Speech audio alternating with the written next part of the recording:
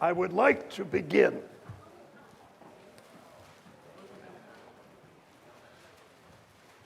I hear some background noise. I hope you'll be able to hear all of us. And we have a potentially fascinating program. I'll say a few words to start. Then I'll ask our guests, Mr. Bonderman and Mr. Cashin, to make some remarks responding to my overall question. And then we'll talk for a bit, and we'll open it up about 1:15 to questions. We have so many problems with China today. We have what to do about North Korea, what's happening even today in the South China Sea. The East China Sea is much of a problem also. We've got all kinds of economic questions. The status of Taiwan is very much an issue.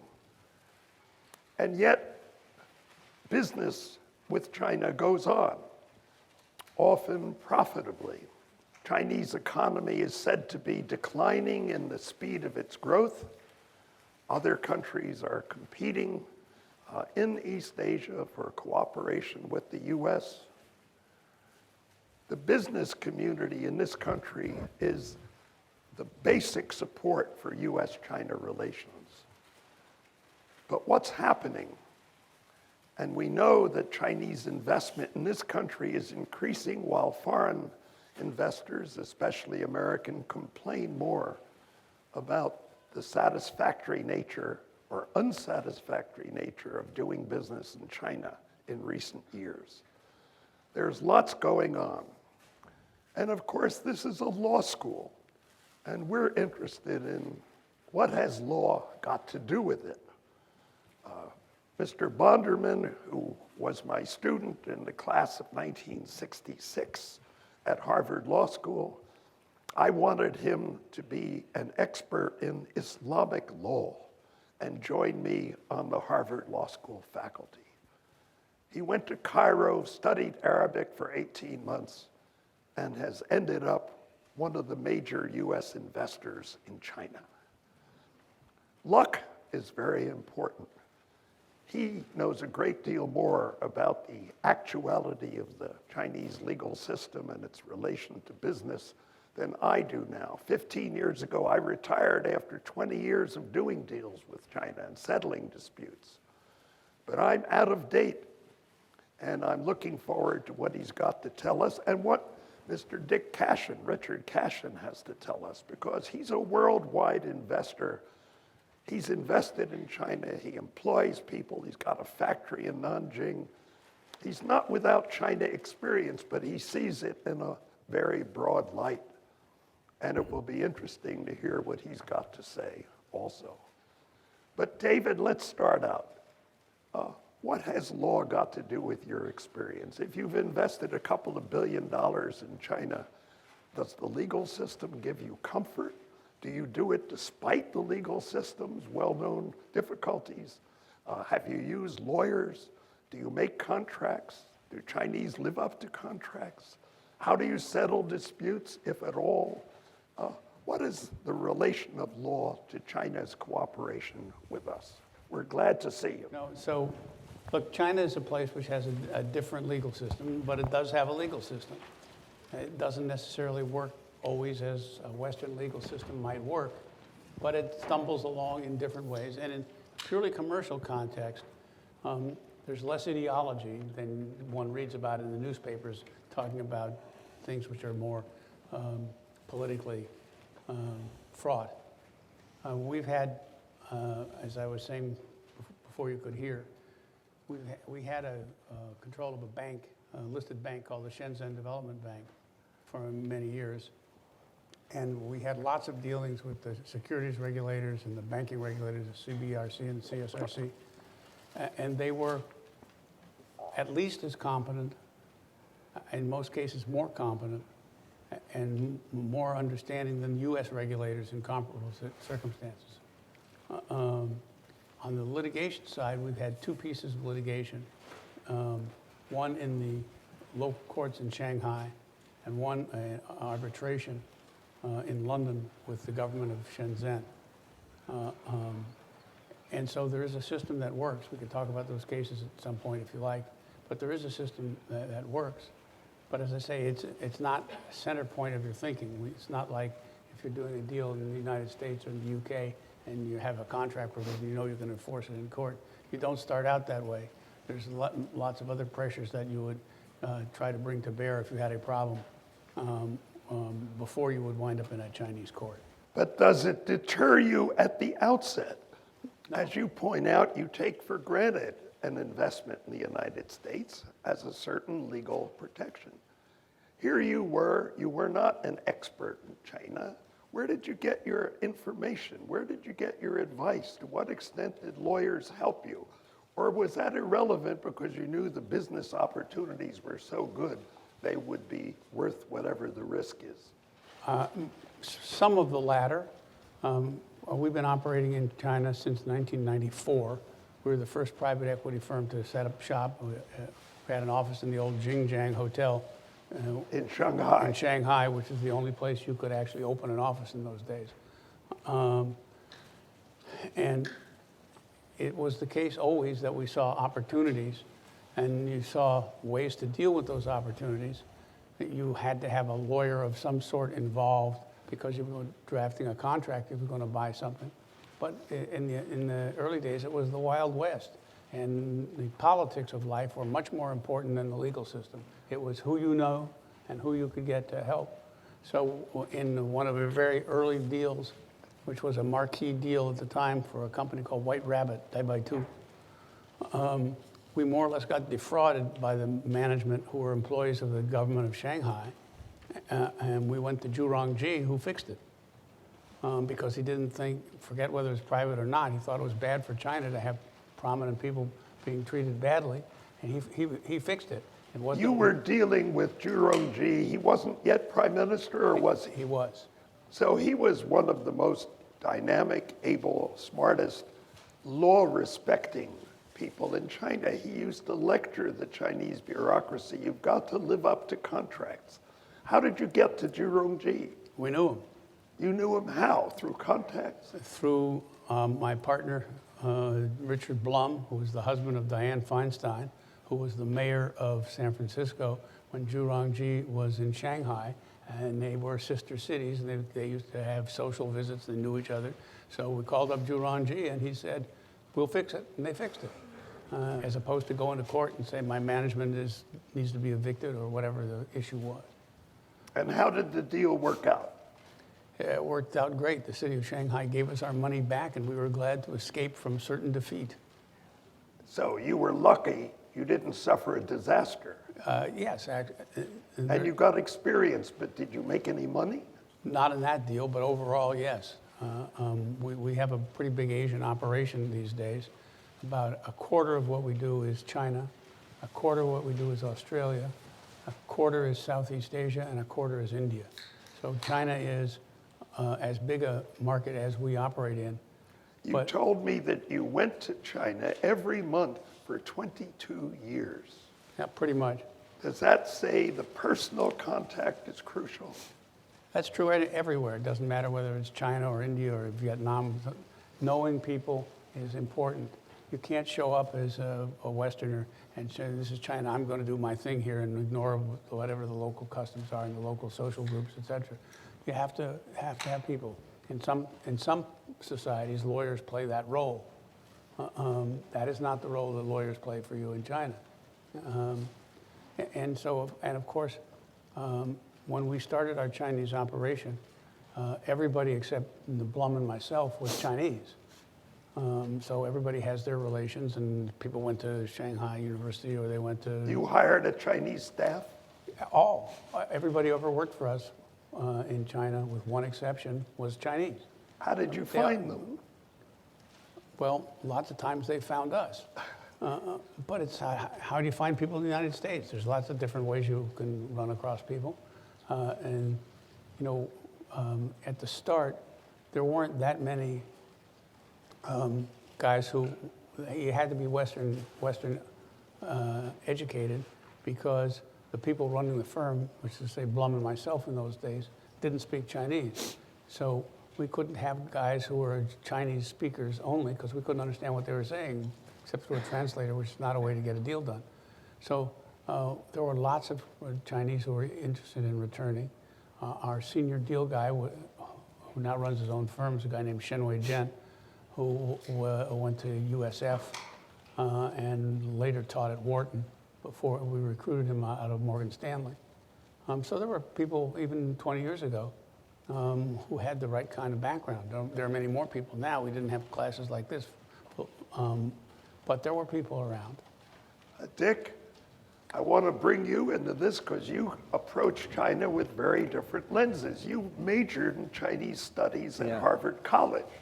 You wanted to deal with China, and you do, but how did you finally make it, and why did you do it? And what perception do you have of China as a business partner and opportunity?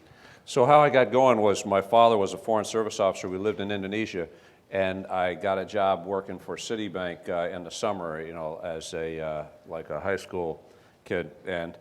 And the guy said, "What do you want to do?" I said, "Well, you know, I don't know anything. And so how about I just go learn about something and then I come report back to you?"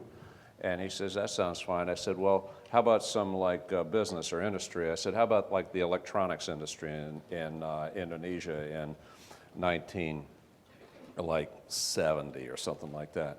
There was none, by the way. And he said, "Yeah, that sounds good." So I decided I was just going to call everybody up. I got the phone book out, went out and saw these people. And after about the ninth guy, I figured, well, what do these people all have in common? They're all Chinese. And, In Indonesia? In Indonesia. There are Chinese Indonesians. And they didn't intermarry. They were different religion, and so they were different. And even I could figure that out after the ninth guy. And so I got to be friends with a lot of these guys and their kids, and because they were fun. And they were living by their wits, and they were fun. So I went back to college and decided, well, I think I'll be a Chinese major. But that was dumb because I learned Chinese before it was cool and then forgot it by the time it was cool. This was the early 70s before opportunities to do business so began. that was a giant waste of time. And but then I went to Hong Kong and because there was no economy in the United States in the late 70s. And so I was there for a couple of years, and then I went back to school and America. But I love China, but I came to the conclusion that this was a difficult place to make a living. There's all sorts of like the rule of law or a high trust society. It's not that these people are dishonest; they're just not honest in the way we're honest. Like they won't take $1 out of your pocket. Like if they won't steal from you, they won't mistreat you, but you won't end up making any money with them if you're in partnership with them. Why did you go into China knowing what you did? I thought that the better way, it's a fantastic place, it's a huge economy, biggest manufacturing economy in the world now, and so you can't ignore it if you're in commerce, as we are. And so I came to the conclusion the best thing to do is to buy from them and sell to them, but don't partner with them. Because if you partner with them, it won't work. They'll be unhappy and you'll be really unhappy. They don't want partners? I don't know if they don't want partners, but it just never works out. Or like David has made it work out several times, but he's a complete unicorn. I just don't know many people in the middle market size. You know, I like to own companies that are $200 to $1 billion. David sort of starts at $1 billion, heads north. So we're sort of like medium-sized companies, and it just doesn't work to partner. And so, and what they're really good at is not what we want to be good at. They're really good at driving down the costs, driving down the capital employed, being hyper-efficient manufacturing, not paying their people much, cutting all sorts of corners in terms of environmental practice. The factories go up in 4 months here. They take, like 2 years. They're just really quick and a lot of corners cut, but their costs are very, very low. And so they sell on price. But price doesn't really move the needle anywhere in the West anymore. You got to have great customer relationships and service arrangements. And so we focus on how we sell and the customers, and they're focusing on price. It's perfect. David, why have your I was gonna partnerships worked out? Well, I was going to say, Dick is doing predominantly, maybe not exclusively, but predominantly manufacturing-oriented deals. And that is not where the money is to be made, by and large, in China. That's true. If you look at the Chinese, where money's been made, it's been made in technology. Think of Alibaba and JD and Tencent, all those guys, who account for more or less 100% of the profits of China over the last 3 or 4 years. So that's one important area. Have you invested in technology companies? The answer is yes. So that's an area. Service businesses are also a big source of the Chinese economy now, as it's shifting towards a consumption and service-oriented economy. So that's another factor. And the third is the real estate business. Yeah, real estate's on fire. And so those have different dynamics than the old line. The old line businesses are tough in China because China has figured out that the way for prosperity from here on is not competing with Vietnam and Bangladesh for low-wage jobs. It's for jobs where you can add something else more towards what the U.S. economy looks like. So you're seeing Shanghai becoming less of and Guangzhou becoming less of, say, textiles. It's all going away. And so what Dick is doing, he's making not very good businesses better. But why are you doing it, Dick? You're a man who analyzes what's going on in global economics. Why did you get involved in manufacturing if that's not the brightest area to be involved in China? Well, somebody's got to be in the happy lower quartile of the class. But what David says is true. We haven't gotten into the phenomena of e-commerce, and we do have a fair amount of semiconductor and chip antenna assembly and sort of low-end tech-enabled type business. It's just what we do. We don't. We make a good living with 30% gross margins, and David is talking about companies that have order of magnitude 65 to 75% gross margins. So you're a very modest investor. Modest, yeah. Well, modest in size. We don't. I invest about $750 million a year. David's probably 5, 6x that, I'm guessing. And we are, like I own a factory myself in Nanjing that makes this glassware, and I have 1,200 people there. I have 120 million of revenues. I have about 16, 17 million of EBITDA, a little bit more than that. So that's a reasonable business. So I mean, there's the high road and the low road. I'm just sort of like. But you're both in private equity, aren't you? Yes, which is to say, we don't, generally speaking, buy securities, that's stocks and bonds, but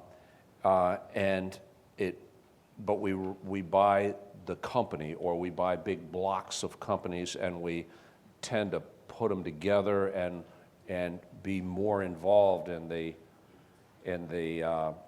operations of them. David has gone where very few people have gone. He's gone into financial services in China. Oh, baby. And 80% of the country is owned by the government, and so, or it has some measure of government, either central, provincial, or municipal government involvement. It's just you have to really know your way around that world. We try to avoid disputes at all costs. We don't think we haven't. David has not shied away from he's good at winning disputes in China. We avoid them like the plague. What is private equity? Could you both spell that out? What's David distinct? effectively invented it, so How would you define it, David? Sort of like obscenity, you know it when you see it. I'd say there's one set of math that's easy. Like you put money into stocks and bonds, you make a 2 or 3% return. Companies, generally speaking, make about a 20% return. That's pre-tax, pre-interest earnings as a percentage of the money you have tied up in that company, in buildings, in machinery, and in receivables, inventory, minus payables and accruals. The cash you have tied up in a company, broadly speaking, a reasonable benchmark is that companies generate about a 20% pre-tax, pre-interest return on the capital in those companies. Whoa, baby. Now, on the one hand, you can buy securities for a 2 and 3% return, and on the other hand, companies will generate a 20-ish% return. Now, you may not be able to buy them at book value, but you sure can grow them at book value. And so that is why people like David said, well, listen, I'm not going to become a hedge fund, which is to say I'm not going to buy stocks and bonds. I'm going to focus on operating companies where I buy at or around, or sometimes, in his case, buying financial services in China below book value. And therefore, you make a giant return. Now, part of the attraction of this thing called private equity is it's, broadly speaking, other people's money. And you have an arrangement with these people, and that is that they'll pay broadly your expenses, call that 1 or 2% of their money, and after you give them a reasonable return, back in the day that used to be 8%, I don't know what it is today, then you split the profit 80-20. And so, really?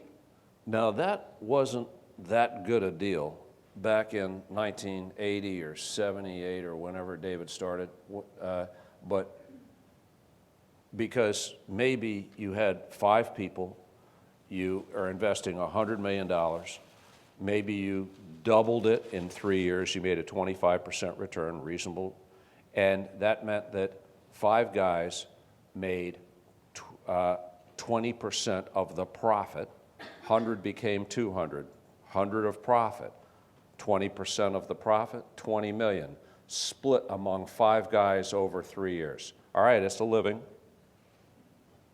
But scroll forward a couple years.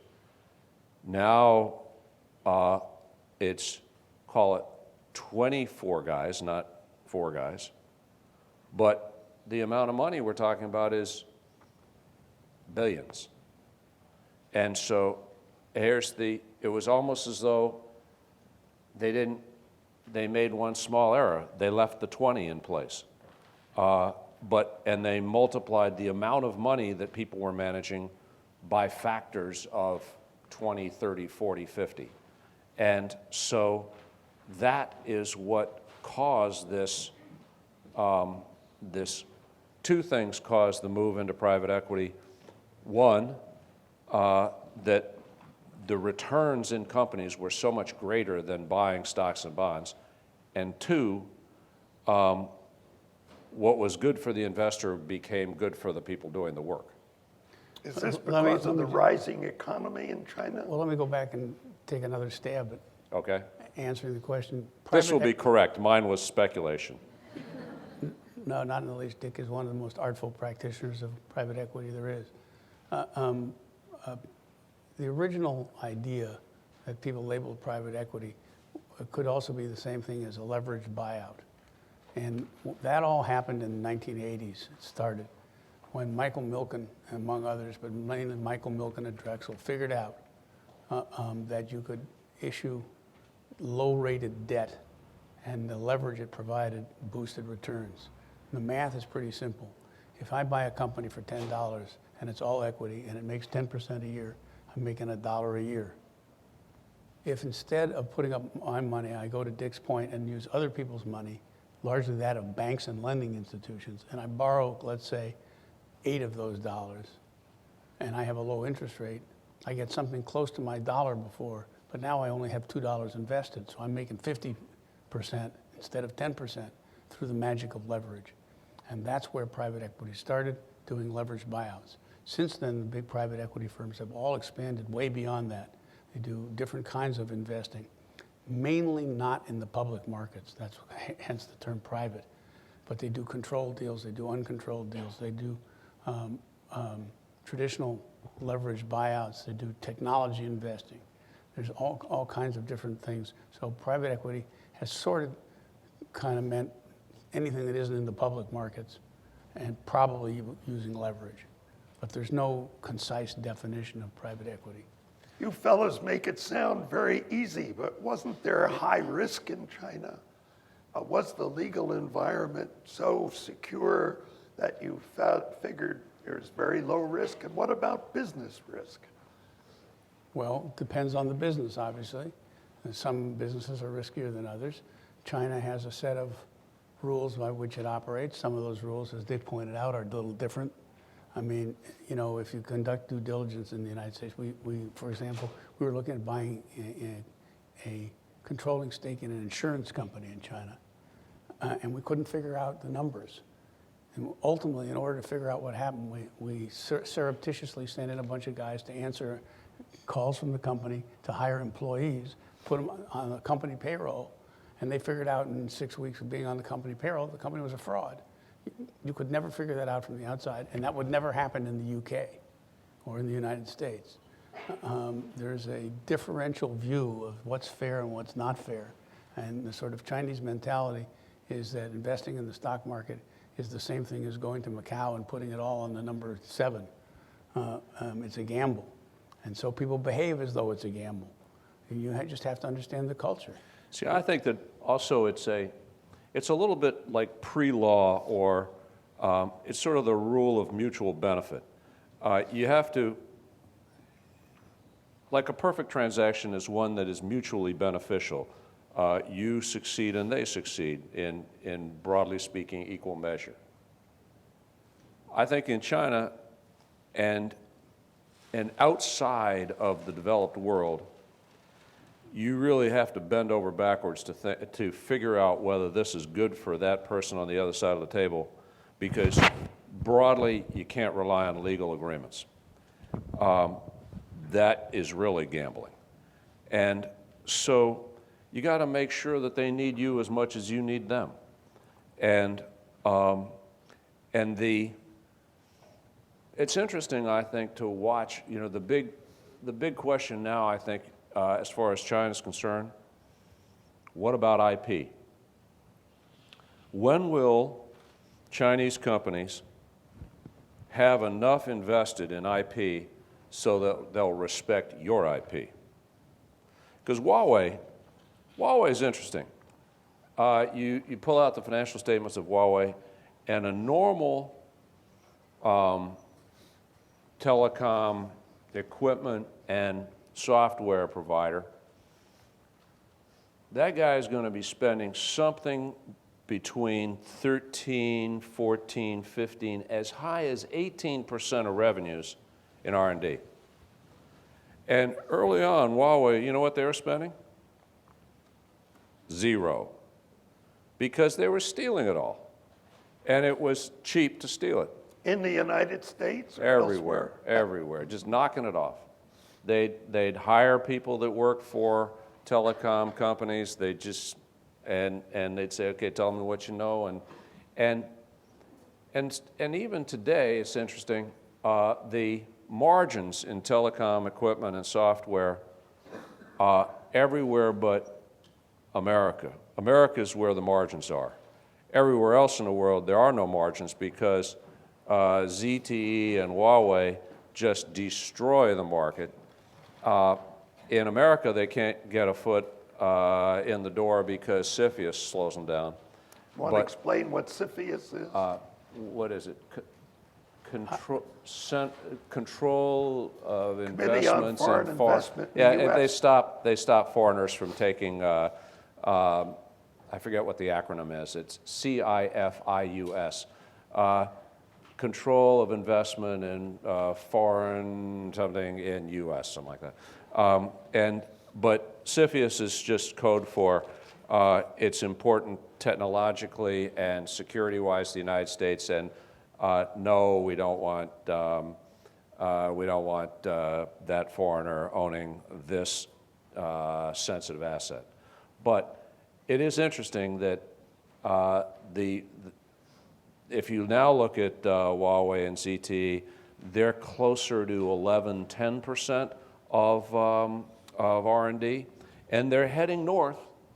And when they get to someplace in the teens, then they're going to start respecting other people's IP because they're going to start defending their own. What about Chinese investment in this country? Have you taken part in cooperating with Chinese companies coming into the U.S.? Well, we have, not as a major tenet of our existence, but we've done it a time or two. When Lenovo bought IBM's PC business, we were the other bidder. And I didn't know that. yeah, we were the other bidder. And Lenovo came to us and said, we would like you to come to our deal because we're going to have huge cultural challenges here. And P.S., we have to deal with CFIUS. Having an American entity as a significant shareholder would be helpful. So will you come into the investment? This was the IBM PC business. Yeah, that's what I said. It was based in the Research Triangle in North Carolina. And so they gave us 2 seats on the board. We co-invested and helped them assimilate each other, which is to say they had a bunch of American guys from North Carolina whose English is... Dick, have you also been trying to work with Chinese investors coming into this country? I wouldn't say we're, this is going to sound cynical, but a lot of the times whenever we make an investment, we say to ourselves, for whom are we doing this? Like, who are we putting together this business for? Who's going to value this business? And most of the time we have, what we do is we put things together to make them better, to make them more important to their customers. And we have a number of companies in mind as to who's going to buy this from us. And we are selling 2 of our 17 companies in the portfolio right now. We're selling 2 of them to Chinese companies right now. And it's a real education. You're dealing with really smart people and never the decision maker. They always, they negotiate these things to a fairly well, and then they say, well, okay, we'll be back. And you will. And so it's an interesting way of organizing yourself.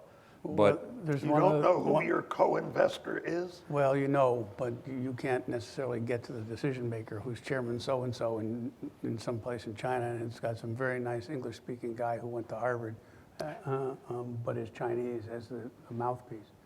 I was going to make a comment, though, about something Dick said, which is the software business has traditionally been something that got no respect in China. In fact, you could get a disk of whether it's a Microsoft program of some sort or the latest CD movie knockoff. You could get it on the street corner for $2 as opposed to the $100 as Microsoft's. And that has been a big problem. And it's one of the reasons that the Chinese hadn't developed much by way of software capability. Going back to Dick's point about mutual respect, it was easier and cheaper to steal it than it is to. That has changed with the advent of software as a service, because as opposed to putting your software on a disk, very good point. as opposed to putting your software on a disk, what I'm doing now is I'm providing the software to you on a daily, minute, and every second kind of. It's all in the cloud, and if you don't pay me, I cut it off, and you have no software. It's not like what used to happen. So all of a sudden, software is becoming a good business in China when it's been a terrible business because of theft. And the Chinese government has been somewhere between non-existent and generally half-hearted on dealing with piracy. Every now and again, they bestir themselves in response to something from the WHO or something. So these things change over time, and attitudes change over time. I mean, one of the things that has also caused a change is the rise of the Alibabas and the Tencents of the world. You protect yourself against risk in one way by investing only a quarter of your assets in China. You say you do business in Southeast Asia, India, Australia. You're really a comparative law person in practice. How do you see the distinctions between China and these other places, even Australia, I include in Asia these days? Well, if you go to Australia, which has the UK heritage and a common law system, you can rely on the courts, just like you can here. You don't start out in China thinking you're going to rely on the courts. But China is less bad in that capacity than India, which has a court system which take you 15 years to litigate something, and you have to litigate. At least. So every place has its cultural issues. The question is, are you evaluating what the risks are, legal and non-legal? You evaluate what the rewards are. And to Dick's point earlier, you want to be in a position where having success is good for everybody. It's not just good for you and bad for the seller or bad for the government, good for you. You want to have the people be rooting for you as opposed to trying to figure out how to screw you. Well, with India, do you think that they suffered enough in the pharma trade? They had an enormous pharmaceutical business for a developing country. And then they just started knocking off everything. And so there were quality issues and protection of intellectual property issues. And so the innovators, the people who had big R&D budgets, the Westerners, all just said, to hell with you people, we're out of here. And they abandoned what could have been the world's greatest pharmaceutical manufacturing infrastructure. And,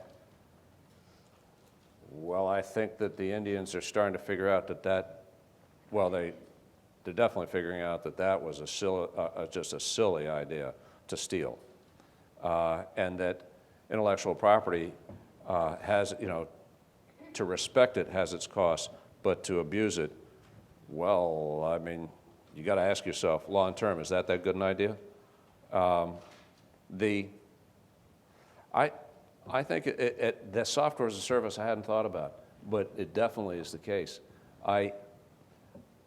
Alibaba is also a great one. That company is 90% of it is Chinese product, and they say that 40% of the total is knockoffs or fakes or stolen. So it's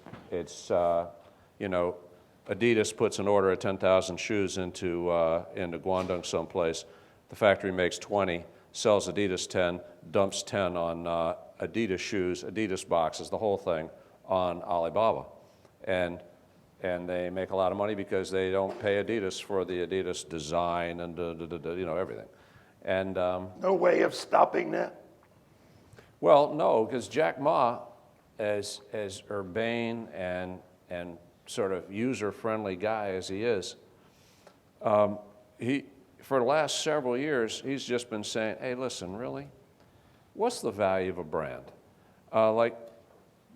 My customers don't care that it's not a Chanel purse. He doesn't ask whether Chanel cares. But I serve a purpose in this world is to sell fakes, and that will be good until it's not, because when he wants to take this unbelievable e-commerce engine and he wants to expand outside of China, well, I think he's going to run into a wall. A legal wall? A legal wall, like a customer attitude wall, a general value of the business wall. If you say, well, I mean, Alibaba, that's great. Well, what would you pay for something that is 40% stolen, faked IP product? Well, I mean, it would be less than if you had 8% and that you weren't really colluding. And so we own a company that makes RFID-enabled tags, retail tags, so you can initialize that tag at the factory to authenticate that this is indeed a Chanel purse or a Adidas shoes. And weirdly, and it's not only it improves the supply chain, so you know where it is all the time, but weirdly, Alibaba's interested in that business now. Alibaba is now pivoting to something that will enable manufacturers with valuable IP to protect their IP in a supply chain in China. Isn't that interesting? Something happened, don't know what, but now it's in their interest to, it's not dishonest what the guy did, it's just different. The number 2 man at Alibaba is a graduate of Yale College, Yale Law School, Sullivan and Cromwell Law Firm. He's worked in a Hong Kong law firm. The general counsel is... He was the guy that called me. Yeah. The general counsel is a Columbia Law School JD American fellow. These people may be having some impact. Well, you raise an interesting point because, we operate lots of places around the world, not just China, not just Asia. And the common thing you see in financial services is that everybody went to school in the United States. Doesn't matter where you go. You go to Vietnam, you go to the People's Republic of China. I remember when I first got involved in the banking business, which was a long time ago in China, this is 25 years ago, when we started working on Shenzhen Development Bank, I went to see the banking regulators. And they all spoke perfect English. And the time for the meeting ran out, and the then head of the central bank apologized to me. He says, "I'm sorry, I can't stay any longer. I've got to go. But can we get together next week in New York?" Because my kid goes to NYU. His kid was going to Wellesley. Oh, yeah. And that is the same cultural imperative everywhere on the globe. That's what people miss. Right. It's America's secret sauce, by the way. Absolutely it is. You go to India, right, and all the guys that you deal with are educated in the United States. You go to China, it's absolutely the same. And the only difference is in China, most of them have Canadian passports. Yeah. I think someone ought to tell Trump, listen, it's the other way around. We don't want to, stop these people at the airports coming in. We want to stop them at the airports going out. And I think we ought to say to all these kids that come here to get the best education on the planet, I tell you what, come here, we'll help you pay for it. No tuition ever pays for the full cost of their schooling. If you leave, have a good life, don't come back for, name a number, 8, 10 years. Like, you cannot get a visa to come to America for 8, 10 years. Have a good life trying to build your business or build your practice if you can't come to the biggest country in the world. But they play a role. But if you stay, stay as long as you like, but you got to stay for at least 4 or 5 years. Me, that's what I would do. I would just say, don't even think of leaving if you want to come back. And we would make so much money. Can you imagine how much money we'd make and how much better an economy we'd have if all these people... It'd make America great again. It would make America great again. This guy's got it complete. He's got the right idea. He's just got the gate turned the wrong way. That's also to the audience. a nice You've way been of very saying he's got the patient. wrong idea. People want to make comments, ask questions. Now is the time to do it. Yes, please. Wait for the mic. Is there a mic coming? Yeah, here it is. Thank you, professors, for this excellent talk. I'm an LLM student from China, and I have studied law and worked a few years in Hong Kong. And I have a question. But that English didn't come from, you had to go to university in America. This is my first year in Yeah. That the is States. unbelievable. Yeah. And I have a question regarding the PE. As I know that you both are PE pioneers, despite the deep roots you have in China with the Chinese government, as you said, you reach out to Zhurongji for help when you need, back in the 1970s. But nowadays, as you can see, that there are many local PE firms in China, and they can compete you in capital, and they have much deeper roots than you with the Chinese government, and even some are Chinese officials in the backdoor support. So nowadays, how do you compete with the local PE firms in your investment in China, considering the economy and considering the overflow of cash in the market?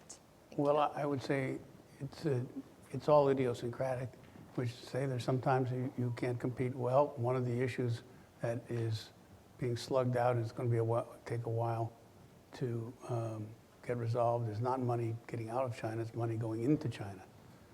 And it can take up to 6 months to get permission to bring in money, which puts you at a disadvantage to the local guys who have the money in the bank. On the other hand, we've been doing this for 30 years, and they've been doing it for 30 months. And there's a learning curve. By and large, the Chinese PE firms have underperformed. That's not true in the tech sector, but it's true everywhere else. Even the best guys like Honey and those guys, they have single-digit returns because of a whole series of factors, economic and cultural. And over time, a few of those guys will emerge as talented. Fred Hu of Primavera, for example. But in the scheme of things, they're still not much of a competition for the big international firms. And part of it is what you can bring to the party. So we have a substantial investment in a bank called CICC, Chinese International Credit Corporation. There are no Chinese PE firms. The two PE players are KKR and ourselves. Because the PE firms in China don't understand the banking business and the regulators don't like them. So it just depends. I would go, I guess, it's like everything else. There's nuances everywhere. But let's say you're a packaging company I just picked packaging as in China. And broadly speaking, the world is 15 companies. Like 15 food companies will dominate the world, or 15 steel companies, or 15. And so you're a Chinese packaging company, and your success is going to be a function of whether or not you can become important to Nestle, Unilever, da-da-da-da-da-da. So you're going to go get some local, smarter than all get out, well-funded, Shanghai-based PE firm. Have a good day. No, you're going to go find people who have reasonable expertise in packaging in Europe, the United States, have deep links with these Global 15, and that gives you a clean shot at being successful. So it's really not just making the investment and hoping it works, but it's all the stuff afterward. And so I think that's the big difference earlier to today. Whoa, virtually nothing that we do is inside the four walls of these companies. It's always connections, connections, connections. And unless you can bring that to the table, they don't want to talk to you anyway. It's connections uniquely Chinese. We always talk about Guanxi, but don't we have our own Guanxi Wang, our own networks of connections? We don't even realize what we're doing half the time. Everybody does. And if you're going to do business in India, you got to deal with the mores of India. If you're dealing in China, you got to deal with the Chinese. If you're in Vietnam, Vietnamese. You don't want to make the mistake of hiring an Indian company to go invest in China, and vice versa. They don't like each other very much. So there's lots of things, and culturally. Also, that's a great thing too. Here's an interesting thing. Tall people from New York, the world generally speaking doesn't like them that much, but we seem to get along with a lot of different people. And we don't have this deep-seated, like I have a Korean partner. I send him to Japan. I always send a tall white guy from New York with him. And like if I had a Japanese guy, it'd be better, but I don't. And so I'm just thinking to myself, wow, the Americans are in their weird America first way. They get along with a lot of different people. But you know, I'm just thinking, what's China doing in general? They've got really smart people that say, okay, these are the 5 or 10 or 15 industries that we're going to dominate by September of 2023. And they got a plan and they're on it. Now, they did this with steel, they did this with aluminum. Now they're doing it with specialty steels like electrical steel. Now, it's only a matter of time before electrical steel means that you're going to dominate the transformer world. And so what would you do if you saw that the Chinese companies are going from steel to specialty steel to electrical steel? You say, well, it's just going to, you can set your watch by it. Some group of people have decided that they're going to own the transformer business in the world, which is sort of an interesting business because it's no longer central power with one big sort of set of standard transformers. It's a blizzard of power generation all around, you know, like windmills and da-da-da-da-da. And so power is decentralized and now, or generation. So clearly somebody in China has decided we're going to own the the generator business worldwide. What would you do if you knew that? And you do know that. What about antitrust? How about buy every generator company in the West, and you know that you're going to get a call with a Chinese area code on it reasonably soon? I mean, I think that you can. That's now good luck being a Chinese PE firm doing that.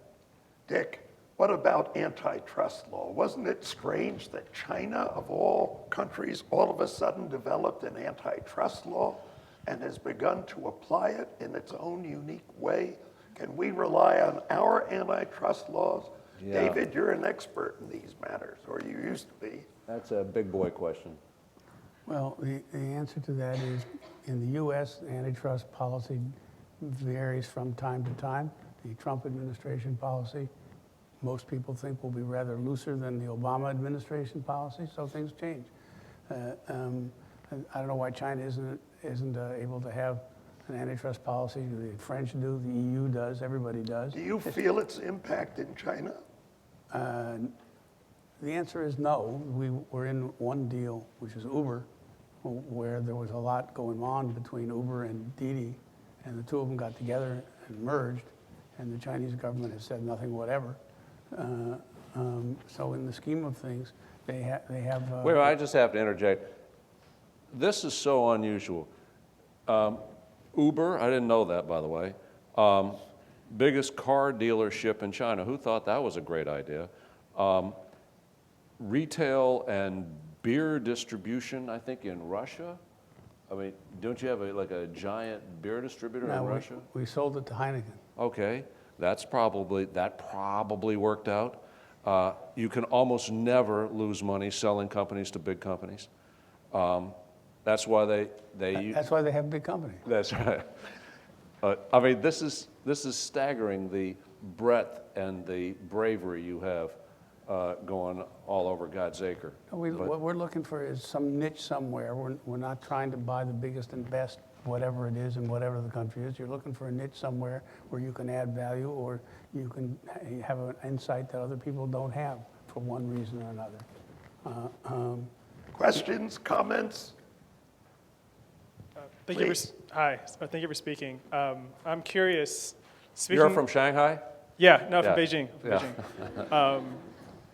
When you're speaking of your investments all over, selling this company to Heineken, working with Uber, working with a car dealership in China, if you were speaking to yourselves in law school, and if you were like in law school today, what would you advise someone like yourselves to do if they're interested in investing in China or any of these other emerging markets or mature markets that you've been investing in? What would you advise them to do with their careers? Well, this is a version of a question I get all the time, which is people come to us and say, I want to be in private equity. What's my career path? What should I do? And what I say to people is private equity is a mini business. And what I mean to say is there's a few thousand people in the business globally. There is no particular path. Dick started out in one way as an Olympic rower. That really got me a long way, too. It got him a long way. David, I remember when you were a student in the mid-'60s, Lyndon Johnson started this highly publicized poverty program. And I used to say to the students, only half jokingly, get into poverty, that's where the money is.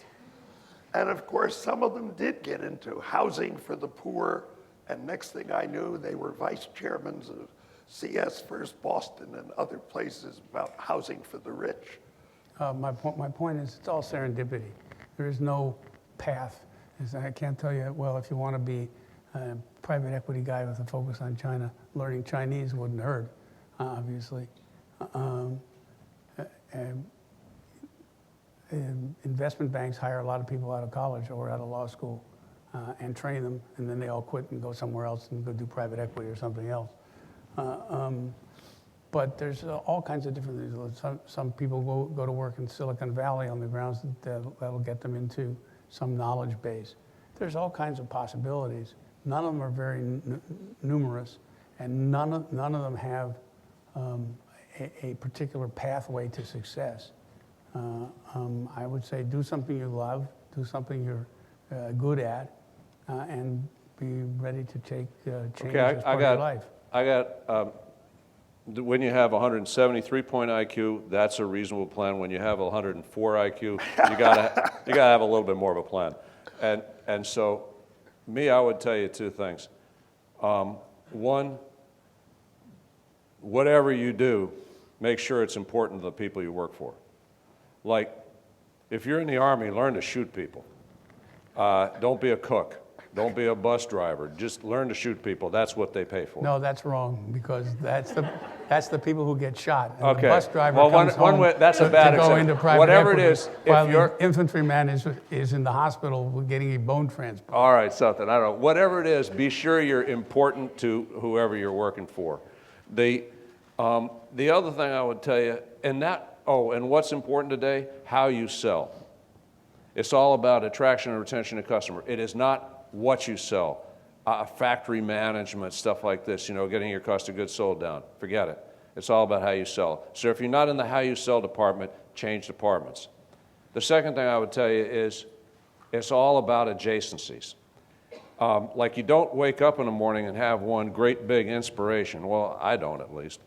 I get up and I just go to work, and then I keep doing stuff until I find a little something and a little something and a little something, and then a door comes and I kick the door in and I get to a place that I hadn't really thought I was ever going to get to that day because I got to work and I didn't wait for inspiration. So I'd say it's a version of what David says, just get started. Last question, Aaron Haligwa. Well, we had somebody Oh, Sorry, somebody before. yes, We'll just have a- two then. Yeah. Just a general question. With Trump and his administration in place, so what is your take of the general sentiment about Chinese investment coming to the U.S. or the other way around, at least for the coming 4 years? And do you think those cybersecurity companies or what would be the next batch for you? Thank you. You don't have to give this free of charge, of course. Please, have at it. I think it's like everything else. Like if you're going to do something, if you're going to go to Russia and invest in oil and gas, well, you're on thin ice. But if you're going to go, and if you're going to come to America and invest in stuff that they think is sort of close to the bone, security-wise, I would say that they will reject that all day long. I'd say, on the other hand, if you're doing mutually beneficial transactions, Everything will work out. What does that mean? It means that if Chinese companies come to America and buy companies, the old plan was, let's shut the factory down, move it all to someplace in China, we'll make it cheaper, everything will be better. That isn't that good an idea. It might have been an idea at one point, but it's not that good an idea anymore. How about come to America and value the customers and don't worry about the cost of goods sold and think how much more you can do with the customers that that company has. So those would be two different ways of thinking about a Chinese company coming to America and just shutting it down and pulling all the production back to China, or a Chinese company coming to America, having the customer relationships and building upon them. Okay, like that would be an IQ test. Trump can't object to that. Last question, Aaron Halegua. Thank you both for the talk. My name is Aaron Halegua here at NYU, and I study mostly labor issues in China, and so I'm particularly curious about your experience. He's our U.S. Asia Law Institute. Okay. With your experience at the factory in Nanjing, and particularly how you see, having foreign ownership playing into the labor situation there, versus the factory maybe owned by Chinese owners down the street that's also making glasses. Do you think in terms of government pressure to pay taxes or make Social Security contributions, or the expectations of the workers vis-a-vis a foreign owner versus a domestic owner, any significant ways that you see that difference playing out in the labor scheme? Yeah, I've owned this company for 2 years, and this I own myself as opposed to part of our business. The first thing, we don't want to even begin to figure out where the problems are. So the first thing we do is we are crazy on safety because there's molten glass everywhere, and so we train these people. It doesn't cost us that much to train them, and we have giantly tight behavior rules in the factory just to make sure we don't hurt anybody. Because I think if some Westerners come to Nanjing and we hurt somebody, oh baby, that'll be a big problem. I don't want to even begin to figure out how big a problem. And the second thing we've figured is that don't hire anybody that you don't plan to hire for a long time. And so we have we've been really careful not to ever lay anybody off. And the way we're doing that is we're in, it's a growth market, so we're investing pretty heavily in CapEx there. The normal CapEx in this company is $55 million. I put 138 into it last year. And of that, about 40 of it went into China. And so we are definitely growing employment in our plant. And they have, we got all sorts of help from the local municipal, nothing with regional or national government, but it's all municipal. Municipal seems to run China, by the way. And so I'd say maintain and grow employment and don't hurt anybody, and I don't think they'll ever come bother us. I mean, I don't know what taxes we pay. I'm sure we pay them, but I'd say that if you hurt somebody in America, there it could get really ugly. Here, you just don't want to do it, but here it'd be due process. There it would be, they may shut you down. Final word, David. Well, I was just going to say, Dick mentioned this in passing. This isn't a labor issue, and it's not a Chinese issue. It's true as an American-based company operating globally. You go to anywhere, and you have issues. Are your competitors paying taxes? You go to Mexico or Brazil, the tax inspector's been on the company payroll for the last 2 decades. No, you're not going to get away with that. They cut corners in China, they cut corners in Vietnam, they cut corners in Brazil. People will do that, and you'll have unfair competition that you can't do anything about. You just got to take that into account, because as an outside firm, you're going to have to pay your taxes. You're going to have to follow the employment laws, even if the French company doesn't. And so when you look at an investment opportunity, you have to take that into account. But this is not a Chinese issue, and it's not a labor issue. It has to do with how you conduct your business in any one of these countries. We've had a lot of good advice today. I hope for the American students it will spur your interest in taking advantage of NYU's program, 1 semester a year in Shanghai.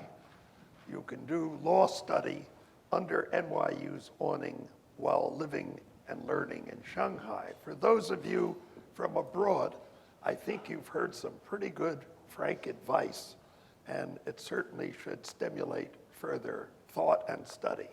Thank you so much for coming, both.